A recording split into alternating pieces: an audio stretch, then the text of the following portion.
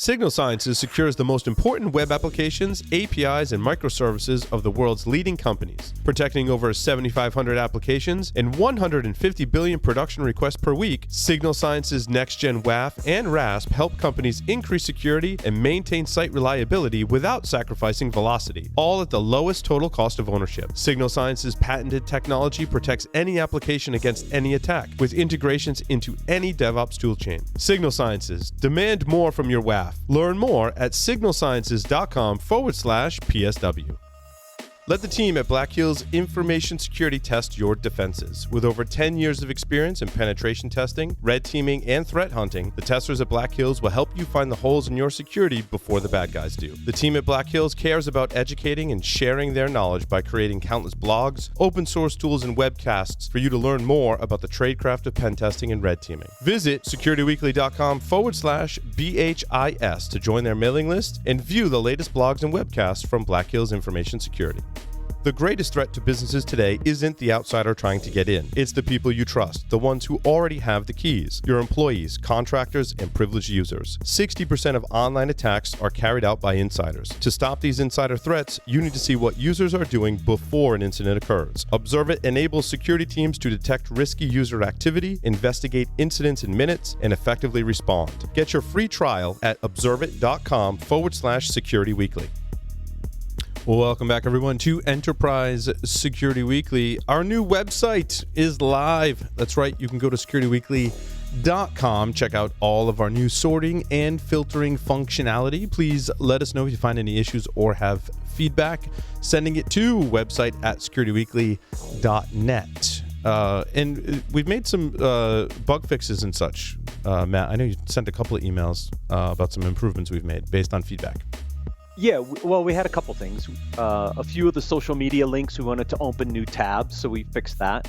The tag issue was broken with the new shows feeds. We got that fixed on Monday. Oh, good. That way, when you go click on a host, you can see all the other things that host has been on. So that has all been addressed. But outside of that, we've heard great feedback, but not a lot of other bug issues. I think most of them we found ourselves and have fully addressed, which means we're on to phase 2. Awesome. Outstanding. We have 2 surveys running, the 5 stages of automation maturity and our annual listener feedback survey. You can go to securityweekly.com, go to the survey link, and please fill out our surveys as it helps us help you, essentially, as a listener. And there will be a webcast for the maturity stages in November. So your results will be analyzed by the team and presented in a webcast in November. The topic for this segment is tactics for understanding security vendor products. I put like 5 different areas, Matt, for this one. And I wanted to start with conferences, as I think much of our, or if not all of our conference stuff for this year is coming to a close. We may do another small event here or there from now to the end of the year. But we've attended many security conferences. The team collectively has hit quite a few beyond where we take everyone and employees included and go do interviews. We did RSA, we did Black Hat, we did Secure World, we just got back from Hacker Halted. So Matt, I want to turn over for you. How have we used conferences, and how can people use conferences in the future to gain insights into what the vendors are up to? Yeah, it's interesting depending on the type of conference you attend. Now, everybody knows the 2 big conferences in the U.S., also the 2 largest in the world, is RSA conference, usually in the spring, and then Black Hat in the fall, kind of late summer. And everybody's there, right? I mean, every major security vendor is at those 2 events. So by going those events, you have access to pretty much everybody. But if you've ever walked the floors, it's an absolute zoo.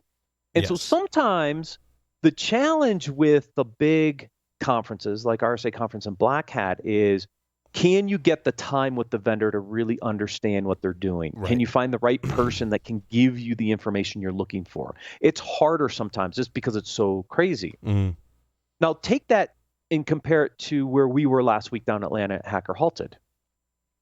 What I thought was interesting about that event for a second was the 2 biggest sponsors of that event were IBM Security and Okta. but none of the other major security vendors were there. It was more a lot of the regional guys and some of the smaller players in the space. But here's what you had. You had 2,300 people registered for Hacker Halted and another 200 for the Global Cecil Forum. You had 2,500 people there in this environment. So for vendors, if you think there's not a lot of people showing up to some of these regional events, you're wrong. You just haven't found the right ones. Yeah, Exactly. And it was a great setting. I got a chance to talk with people. It was a great setting, a great opportunity to speak and to meet listeners. It was and talk with vendors. Right, we're all right there in that one small space. Exactly. You didn't have to navigate multiple buildings and all that stuff. Exactly right, and that's my second point. Is as a buyer, I have a lot more access to those vendors at that event without all the other craziness going around. It can actually get a little deeper. Yep. And I did spend a couple of those sessions with some vendors I haven't seen before. I know the space, but I'd never seen them before. And It gave me a great opportunity to really understand, what are you guys doing? How are you different than these other vendors? It gave me a great opportunity to evaluate, because I can't do that at an RSA or a Black Hat. You and I just don't have the time to do it. But at a regional event like Hacker Halted, a regional event like InfoSec World, a regional event like Secure World Boston that we covered, you can spend more time with the vendors and get better information. And there's no hard and fast rules, because as Security Weekly analyze which conferences we want to go to and be strategic about it for a lot of different reasons, we in general have said that when we go to RSA and we go to Black Hat, we can secure interviews with sponsors and potential sponsors that allow us to sit down with folks in senior management or senior product folks, because they're likely going to that event to be in attendance, to meet with customers and the like. So we'll get the founders and CEOs, we'll get the VP of engineering, and you've seen many of those interviews that we've done at RSA and Black Hat. And then when you go to the regional events, it tends to be more sales folks who are staffing the more regional events, which makes sense. If a salesperson is covering a region, they're going to go to that regional event to make friends and try and sell the product to folks in their region. However, that model gets flipped on its head oftentimes, Matt, right? Because I can remember meeting with Ajit from Preempt at a smaller local show at Secure World in Boston. And when you visit the booths at a larger trade show, because the booths are so massive, they have to staff it with a lot of different people from the organization. So you get people in all different roles, and it just depends on what time you happen to stroll up to the booth. You might get the founder and CEO of a really big security vendor, or you might get someone else in the organization. So just things to consider, right? We have these like general rules, but they don't always come into play. I think the smaller vendors, you're more likely to get founder CEO level from the smaller vendors, right? And I'm not sure exactly why that is, but that booth across from us, right? The founders were there. We got to talk with them, which was great. When you visit Preempt, Ajit is there, and he's awesome. He's been in the industry for a really long time, and so I got a chance to sit down with him at Secure, which was great, right? So I don't know. That's just an observation, Matt. And Peter was there from Secure Code Warrior, right? So you had some really interesting folks that we've interviewed at the big event, also attend in these events. You're getting that level of expertise even at these regional events. You're also getting really good sales engineering folks. Now, a lot of people are like, yeah, I get the sales guy, but you also, in a lot of cases, get his sales engineer. And a lot of these sales engineers really know the product in and out because they're demoing it to customers. They're helping customers with POCs as part of the sales process.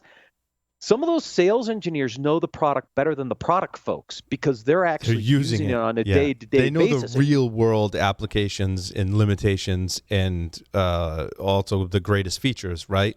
Because they're hand-in-hand working with customers who are deploying it. Yeah, and you're going to get them at the regional events, and they are great resources to be able to dig into a product. Agreed. I think do you do a demo, like in terms of what information you can collect at a trade show? I think I like doing a demo. I don't know. It's kind of a chaotic environment to do it, but I mean, would you recommend that folks do the demo in the booth? I think people want to see it. Like I said, we went across the way to the Nucleus team. The founders were there. They did a demo for me. It gave me the chance to ask the questions I wanted to ask Right. about how do you do this? How do you do that? How does it compare to these guys and those guys, right? Again, a vendor I'd never seen before in a space I'm super familiar with. And they had some really great functionality. And it was great to be able to sit there and get a demo on the fly and dig Yeah. into that detail. So if you can do it, I think people like us who come from a technical background want to see it. They want to see the proof, right? And the way to do that at a conference is to demo. Yeah, I think people are hesitant. Security professionals are hesitant to go to a conference and go to the vendor area because they feel like they're just trying to be sold stuff all the time. I think you can flip that on its head and go try and dig in and find the right people to get the right information, to get a demo, right, of the product, and do that very quickly. In other words, you got however many vendors on the floor, you're strategic, you go visit them and do a lot of comparing and contrasting and go, okay, well, show it to me, right? That's awesome. Because when we flip to webcasts are in a lot of different categories. And it's not as interactive. I mean, there is some interaction in a webcast, but it's not. I don't have a sales engineer standing next to me doing the demo, allowing me to basically guide and steer that demo where I want it, what I want to see, right? But in a webcast, you may see a demo, then you can ask a question, then they have to respond to it. And like I said, there's a lot of different types of webcasts. There could be a security vendor finds a practitioner to present. That could be somewhat product specific, not product specific at all. There's product and feature announcement webinars more for existing customers, which I think if you're an existing customer, you should do. And I'm a little biased because I used to help with those at Tenable, right? And then straight up sales focused webinars, I think, is what turns everyone off from attending a webinar. Yeah, agreed. And I think this is an area where we've seen a lot of changes in the past year to 2 years. There's been a lot of interesting trends around webcasts. What works, what doesn't work, right? The 100% sales-focused webcasts just aren't driving leads anymore because a lot of people are turned off by them. Right. But it's hard to know the difference, I guess, is what I should have also said, Matt. How do you know what it's going to be? Right, exactly. And we even have that debate sometimes ourselves, right? I mean, the way we construct our webcasts is a balance, right? We're trying to identify challenges that organizations are facing and then bring in sponsors that look at how to solve those challenges with their solution, right? So we want it to be very educational. Here's a set of challenges. Here's a solution that can help you solve those challenges. And if you set them up that way, I think they can be pretty successful in that they are very informative and allowing the vendor to show their value and then use that as a potential sales lead mechanism. But if you don't do that balance and it's a constant just push from a sales feature function kind of approach, those I've seen have a lot less traction these days. Now, because it's harder. I think if you're working as a security professional and you're using a set or subset of products, security products that your organization has acquired, you should be attending the webinars for those vendors that talk about what's in the current release, right? I think that's a great, probably the best way, I think, to get the right information about the product that you have. It's going to help you make a decision. Do I upgrade? When do I upgrade? How do I upgrade? What's my path? Do I have to go ask for more money? Do I not? What are the features? What do those mean to me? And then be able to ask questions. To me, I think that's the quickest way to get that information. Otherwise, you got to read through the press releases, the notes, emails that come through, and then you still don't really know. Then you got to maybe schedule a call with your, account team to figure out what that is.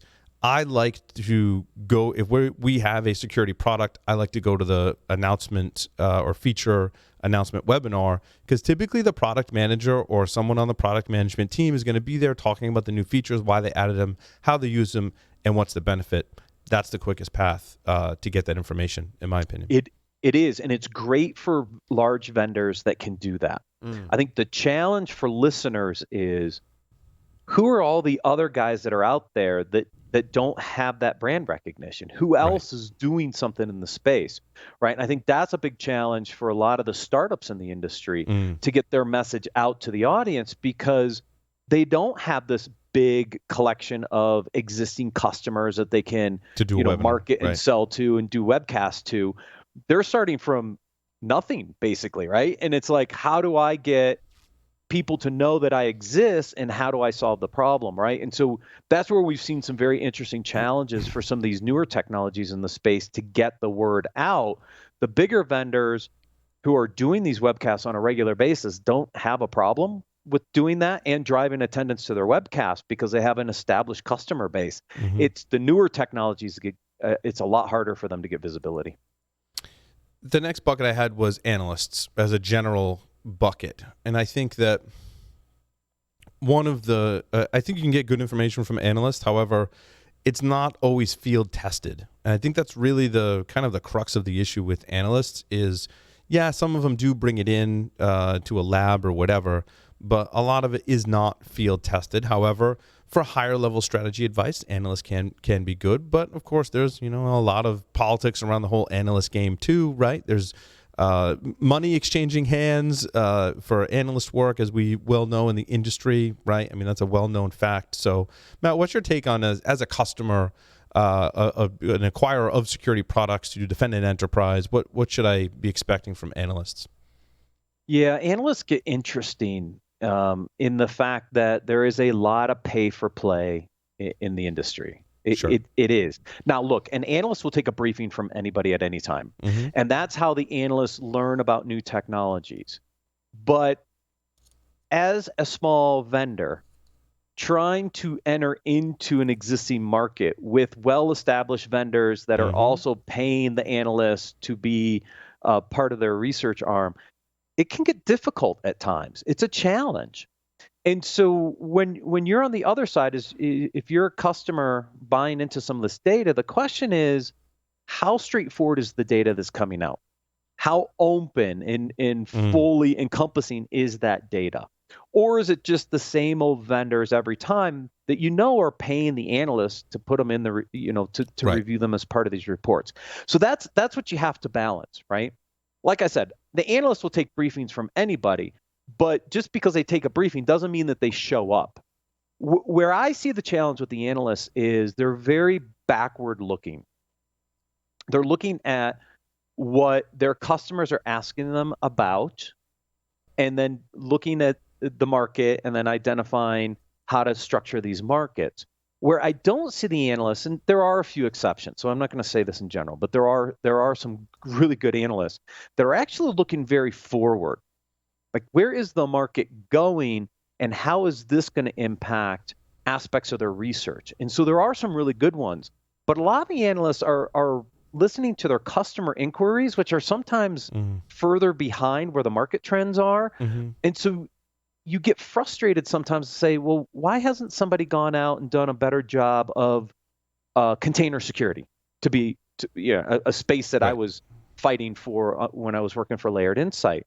Right, Forrester was doing some stuff there, but Gartner kind of had it embedded under this cloud workload protection platform. The container security vendors really never could kind of come up and define what that market looked like, right?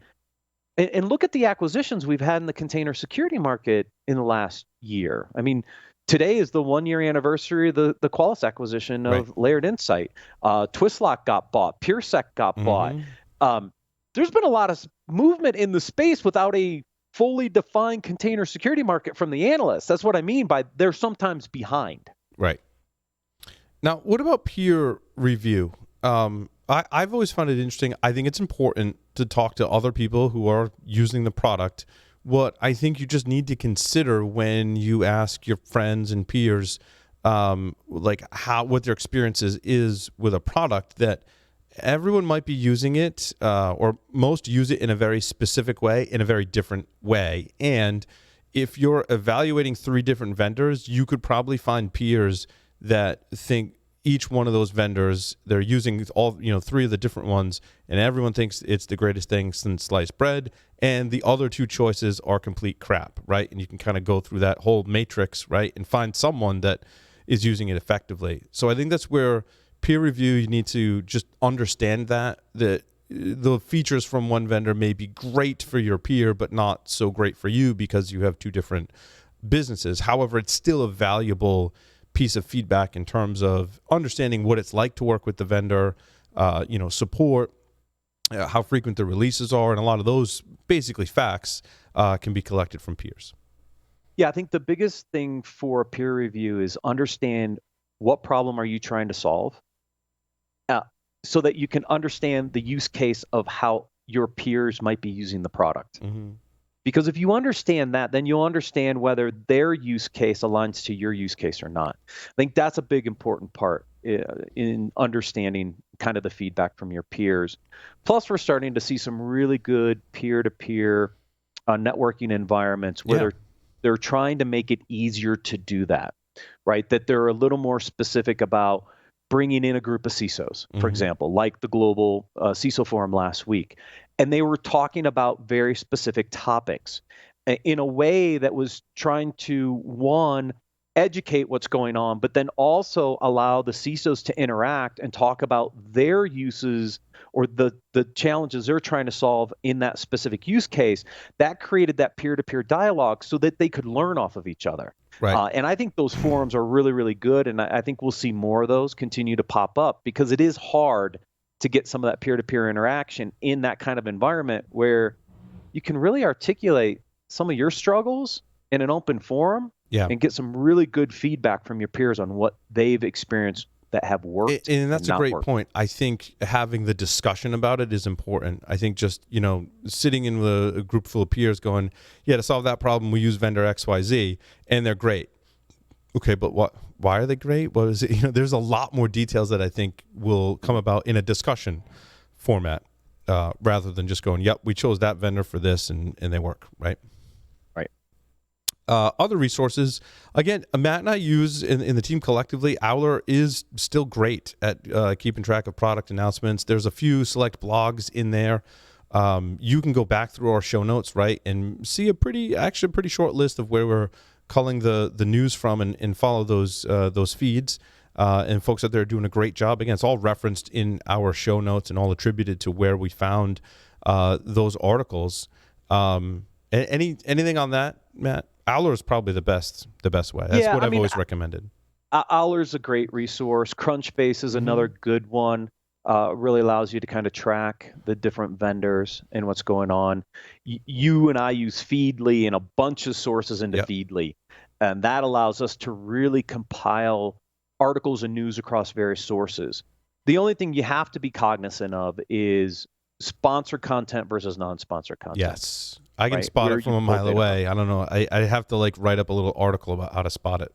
I don't know. It's just instinctive at this point. Yeah. So you always have to see the source of the research and or the source of the author to make sure it's not sponsored because it can be tainted. Yep. There are some really good sponsored content out there, but again, you're going to see a bias in those articles and those blog posts versus others.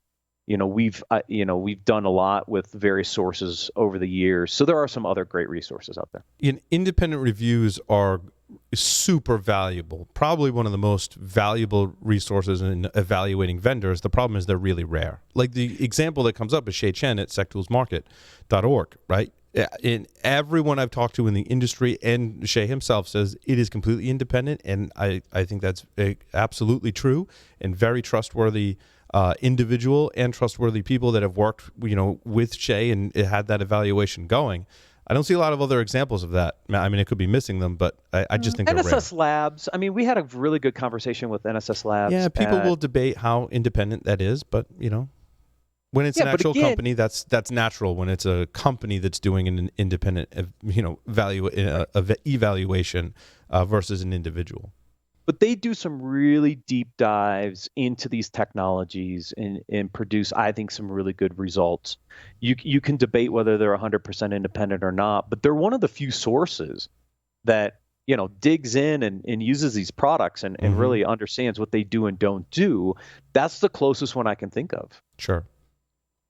Yeah, and we used to do it. but we did. that was right? all for our internal use. And and a lot of these evaluations do take place, and the results aren't necessarily shared, right? But it's for your own internal understanding of where everything sits in your particular vertical. If you can chat with some of those people, that would be a good kind of different peer review. Those doing the evaluations versus those using the product. And I guess our point is, Matt, you need to hit all these areas, right? When you're evaluating, especially a large purchase. Hitting all these areas is really what's going to give you the information to make an informed decision. Yeah, and all sources you and I used to use back in the competitive lab days at Tenable.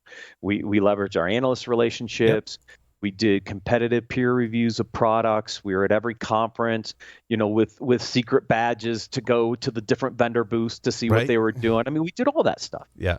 I'd say the best information, though, Matt, came from talking to customers, right? Customers of your own company that you're working for and customers of another company, right? Like, let's just have a frank conversation and talk about the differences. That was by far the most, I think, accurate and helpful information, is to just talk to people that are running it, understanding the caveats, right? But understanding how everyone is using each of the different products is extremely valuable. I also think that some of the information that analysts will provide as they talk to people and their different experiences with different products, they're collecting that information. And I think that's a valuable way to go about making a decision, basically. Yeah, the analysts do a pretty good job at their own conferences, too, of getting some of that data out there. Right. But yeah. Outstanding. Well, that will conclude this segment for Enterprise Security Weekly. Stay tuned. 3 interviews from Hacker Halted coming up next to round out the show.